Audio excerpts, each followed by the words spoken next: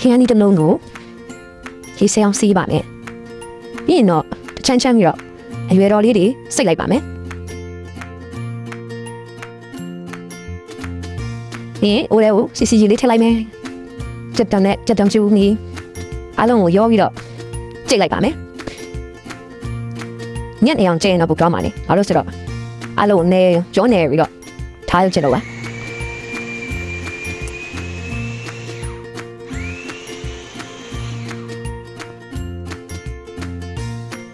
ရပြီဆိုရင်စငယ်မဟုတ်ရောင်တင်မဟုတ်စီစားနေငယ်ငမြားရင်းနေငယ်ထက်ဒီသိငယ်တွေထက်အားလုံးကြောနေပြီးတော့ဒီဘဝတည်းရေရင်းနဲ့လေးထည့်ပြီးတော့ထည့်ထားလိုက်ပါမယ်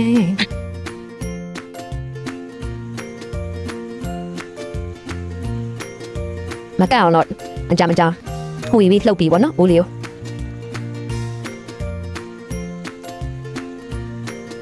ကဲခုတော့တောင်းလောက်ကြာမှာတော့စားစင်းတဲ့ပွဲခင်းလေးနဲ့လေးကိုရလာပါပြီ။အပြည့်အစုံနဲ့ဆိုင်ရင်စားကောင်းပါလေ။